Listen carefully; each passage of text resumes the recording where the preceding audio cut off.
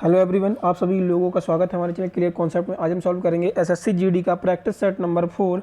अब तक मैंने प्रैक्टिस सेट 3 करा दिए हैं, जो कि आप लोगों को डिस्क्रिप्शन में लिंक मिल जाएगा, तो वहां से आप देख सकते हैं। और जितने भी प्रैक्टिस सेट में क्वेश्चंस कराए जा रहे हैं, ये मोस्ट इंपॉर्टेंट क्वेश्चन है, रिपीटेड क्वेश्चन है। डायरेक्ट यहाँ से आपको क्वेश्चन देखने को मिलेंगे। तो चलते हैं आज के पहले क्वेश्चन की तरफ। तो आज का पहला क्वेश्चन है, इनमें से किसे जिंदा पीर के नाम से जाना जाता है? Who among the following is known as the Zinda Pir? तो इसका आंसर होगा औरंगजेब। और सेकंड क्वेश्चन की तरफ चलते हैं, निम्न में से कौन सा जोड़ा गलत है? Which of the following pair is a wrong? तो हैवसोंग चीन, Avon बटूटा Morocco, Phyan Malaysia, मैग्नेसीज Greece. तो जितने भी ये आपको नाम दिख रहे हैं, सब ही ट्रैवलर्स थे। और ये कब आए थे? ये आए थे मेडिवल इंडिया में। और हुएन त्संग चाइना कब आया था? ये आया था हर्षवर्धन के समय पे। एवन बटूटा आया था तुगलक डायनेस्टी में। और फ्यान ये भी चाइना का ही है। ये कब आया था? ये आया था चंद्रगुप्त के समय में। ठीक है, तो इसका आंसर क्या होगा? Fan China. और ये कब आया था? चंद्रगुप्त के समय में। ठीक है, अगले क्वेश्चन की तरफ चलते हैं। वायु में अधिक अक्रिय गैस का अनुपात सबसे अधिक वायु में किस अक्रिय गैस का अनुपात सबसे अधिक होता है? Which inert gas has the highest portion in the air? तो इसका आंसर देखते हैं। ऑप्शंस दिए गए हैं, carbon monoxide, nitrogen oxide, argon और CO, कार्बन डाइऑक्साइड। तो कार्बन मोनोऑक्साइड होता है, ये होता है CO, नाइट्रोजन ऑक्साइड N2O, और ये होता है AR, और ये होता है CO2। तो इनमें से आप लोग सीधा एक इनर्ट गैस ऑर्गन ही दिख रहा है, तो इसका राइट आंसर कौन सा होगा? ऑर्गन। ये कार्बन मोनोऑक्साइड, नाइट्रोस ऑक्साइड और ये कार्बन डाइऑक्साइड, ये अक्रिय गैस नहीं है, ये नोबल इनर्ट गैस नहीं है, ये सारी सक्रिय गैस हैं। तो इसका राइट आंसर होगा ऑर्गन। ठीक है, अगले क्वेश्चन की तरफ चलते हैं। निम्न में से अंतिम सिख गुरु कौन थे? तो निम्न में से अंतिम सिख गुरु कौन थे? तो कौन थे? ये इसका आंसर होगा गुरु गोविंद सिंह। और उनके पहले गुरु कौन थे? तो उनके पहले गुरु थे गुरु नानक। ठीक है, अगले क्वेश्चन की तरफ चलते हैं। क्वेश्चन नंबर 4 ये दिए गए हैं, इसी PDF डाउनलोड करके आप इनको पढ़ सकते हैं। टेलीग्राम चैनल पर मिल जाएगी, क्लियर कॉन्सेप्ट नाम से टेलीग्राम चैनल है, और डिस्क्रिप्शन में भी उसका लिंक दिया गया है, तो आप वहाँ से ज्वाइन कर सकते हैं। बांग्लादेश का राष्ट्रीय गान आमार सोनार बांग्ला की रचना किसके द्वारा की गई? Who composed the national anthem of Bangladesh आमार सोनार बांग्ला? तो ये किसके द्वारा की गई थी? रविंद्रनाथ टैगोर के द्वारा। और रविंद्रनाथ टैगोर ने एक और कंट्री का नेशनल एंथम कंपोज किया था, तो उसका नाम क्या होगा? इंडिया क्या है? जन गण मन। ठीक है, और इनको इनकी मोस्ट फेमस बुक है गीतांजलि। और इनको नोबेल प्राइज़ भी इसी बुक की वजह से मिला था, लिटरेचर में। किसमें? लिटरेचर में। अगले क्वेश्चन की तरफ चलते हैं। क्वेश्चन नंबर 6, ऊन का सबसे ज़्यादा उत्पादन करने वाला देश कौन सा है? Which country is the largest producer of a wool? तो इसका आंसर होगा largest producer of a wool Australia है। अच्छा, आप लोग ये बताइए कि कॉटन किस सॉइल में ग्रो करता है? मैं आपको हिंट भी दे दूं, इसका B से स्टार्ट होता है नेम, तो आप लोग कमेंट बॉक्स में कमेंट करके बताएंगे। इनमें से कौन सा शासक बुद्ध के समकालीन था? विच of the ruler was a contemporary of a Buddha? तो इनमें से देख सकते हैं कौन सा था, तो इसका आंसर होगा बिंबिसार। और अजात शत्रु का ही सन था बिंबिसार। ठीक है, अगले क्वेश्चन की तरफ चलते हैं। नेक्स्ट क्वेश्चन है, what is the source of energy in an ecosystem? तो एनर्जी का सोर्स इकोसिस्टम में क्या है? बहुत ईजी आंसर है, सन होगा। नेक्स्ट क्वेश्चन की तरफ चलते हैं। क्वेश्चन नंबर 9, इनमें से कौन सा युग्म गलत है? हम्पी कर्नाटका, बृहदेश्वर टेम्पल तमिलनाडु, दिलवारा महाराष्ट्र और लिंगराज उड़ीसा। तो इसमें कौन सा गलत है? तो इनमें ये टेम्पल, इसका आंसर होगा C, दिलवारा टेम्पल महाराष्ट्र नहीं है, रॉन्ग आंसर है। ये दिलवारा टेम्पल कहाँ पर स्थित है? राजस्थान में। कहाँ पे स्थित है? राजस्थान में। और इसका पूरा नाम है दिलवारा जैन टेम्पल। क्या नाम है? दिलवारा जैन टेम्पल। और ये माउंट आबू राजस्थान में स्थित है। ठीक है, ये थी इस क्वेश्चन से रिलेटेड जानकारियाँ। आप चलते हैं अगले क्वेश्चन की तरफ। कृत्रिम वर्षा के लिए किस रसायन का प्रयोग किया जाता है? Which chemical is used for an artificially rain. तो आर्टिफिशियली रेन का यूज़ किसके लिए किया जाता है? तो ये किया जाता है सिल्वर आयोऑक्साइड का यूज किया जाता है। AgI होता है, ये क्या होता है? AgI। और ड्राई आइस का फॉर्मूला क्या होता है?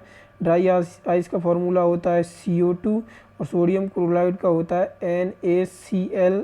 और एसिटिलीन का फॉर्मूला क्या होता है? एसिटिलीन का होता है C2H4। अच्छा, एसिलिटीन किस में यूज किया जाता है? तो एसिलिटीन किस में यूज किया जाता है? राइबनिंग ऑफ फ्रूट्स को पकाने के लिए एसिलिटीन यूज किया जाता है। ठीक है, तो इसका आंसर क्या था? इसका आंसर था सिल्वर आयोऑक्साइड। अब चलते हैं अगले क्वेश्चन की तरफ। Question number 11। पोंग बांध किस नदी पर बनाया गया है? On which river is the Pong dam built. तो ये ब्यास नदी पर बनाया गया है। ब्यास की गलत मीनिंग लिखी हुई है यहाँ पे, ब्यास की मीनिंग ये होगी। ठीक है, अच्छा, अब ये किस नदी की ट्रिब्यूट है? तो ये सारी इंडस नदी की ट्रिब्यूटरी हैं। इंडस नदी की ट्रिब्यूटरी हैं, कौन सी है? तो इसका पहला होगा झेलम, चिनाब, रावी, ब्यास और सतलज। ये सीक्वेंस में है, नॉर्थ टू साउथ, बिल्कुल सेम इट इज़ ऐसी ही हैं। तो ऐसे ही आप लोगों को याद करना है। ये इंडस नदी की कितनी ट्रिब्यूटरी रिवर हैं? 5 हैं, झेलम, चिनाब, रवि और ब्यास और सतलज। ठीक है, नेक्स्ट क्वेश्चन की तरफ चलते हैं। निम्न में से कौन सी नदी मकर रेखा से 2 बार गुजरती है?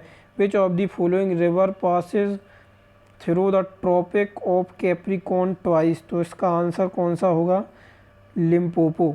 ठीक है, ट्रॉपिक ऑफ कैप्रिकॉर्न से 2 बार गुजरती है। और इंडिया से कौन सी रेखा जाती है? तो वो जाती है ट्रॉपिक ऑफ कैंसर। कौन सी रेखा जाती है? Tropic of cancer.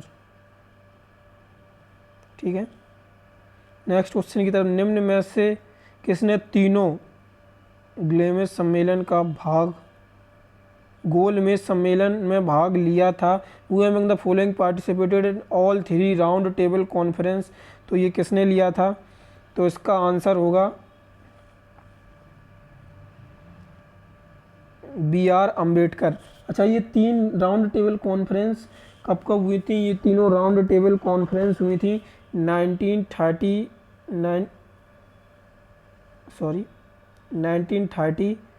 31 और 32। ठीक है, इसमें तीनों में जो भाग लिया था वो BR अम्बेडकर ने लिया था। और कांग्रेस और महात्मा गांधी वो एक ही चीज़ थी। तो ये सेकेंड राउंड टेबल कॉन्फ्रेंस में पार्टिसिपेट करने के लिए गए थे। ठीक है, निम्न में से किस अनुच्छेद के तहत कोई भी व्यक्ति अपने मूल अधिकारों के उल्लंघन के लिए सीधे उच्चतम न्यायालय में जा सकता है? Under which of the following articles any person can directly approach the supreme court for the violation of his fundamental right. तो आप किस आर्टिकल के तहत जा सकते हैं? तो आप अनुच्छेद 32 के तहत डायरेक्ट सुप्रीम कोर्ट में जा सकते हैं।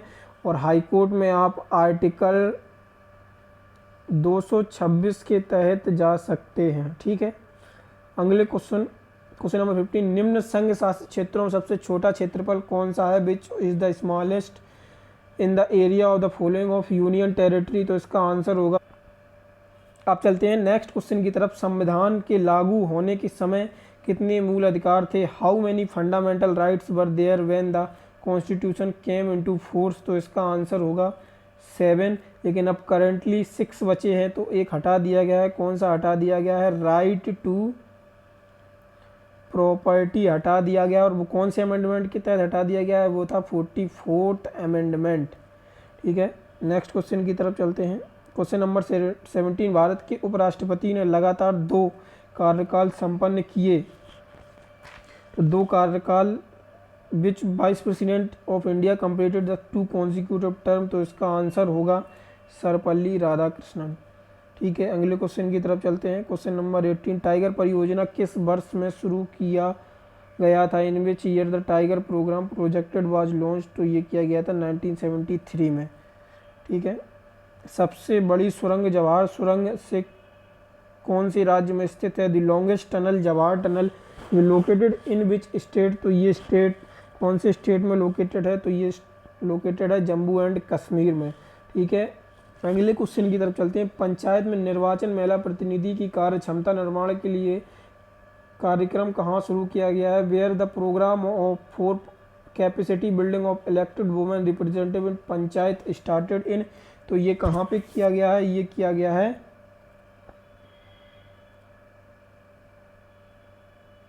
झारखंड में चालू। अच्छा, पंचायत राज से क्वेश्चन है तो पंचायत राज के बारे में कुछ फैक्ट भी जान लेते हैं अपन लोग। पंचायत राज की कुछ फैक्ट हैं। ये सबसे पंचायती राज फर्स्ट कहाँ पे इम्प्लीमेंट हुआ था? ये हुआ था राजस्थान के नागौर डिस्ट्रिक्ट में। कौन से डिस्ट्रिक्ट में? नागौर डिस्ट्रिक्ट में। और ये 73rd अमेंडमेंट के बाद मैंडेटरी कर दिया गया था। ठीक है, अगले क्वेश्चन की तरफ चलते हैं। पंचमढ़ी जीव संरक्षण क्षेत्र कहाँ स्थित है? Where is the Pachmarhi wildlife conservation area located? तो ये कहाँ पे है? मध्य प्रदेश में। और गुजरात में कौन सा है? तो गुजरात में गिर नेशनल पार्क है। और उत्तराखंड में कौन सा है? उत्तराखंड में है कॉर्बेट नेशनल पार्क। अच्छा, अब आप लोगों को आज की करंट न्यूज़ दे दूं, जो कि उत्तराखंड कॉर्बेट नेशनल पार्क था। उत्तराखंड में जो पहले कॉर्बेट नेशनल पार्क था, ये कॉर्बेट नेशनल पार्क कहाँ पे स्थित था? ये था रामगंगा रिवर के पास। ठीक है, तो अब उत्तराखंड के जो कॉर्बेट नेशनल पार्क है उसका नाम बदलकर रामगंगा नेशनल पार्क रख दिया गया है। ठीक है, और अभी हाल ही में एक और असम में चेंज हुआ है, तो उसका नाम क्या था वो आप लोग हमें कमेंट बॉक्स करके बताएंगे। तो आज की वीडियो में बस इतना ही। धन्यवाद। अगर आप लोगों को वीडियो हेल्पफुल लगता है तो वीडियो को शेयर करिए, लाइक करिए और चैनल को सब्सक्राइब कर लीजिए, जिससे वीडियो की रेगुलर अपडेट मिल सके। Thank you.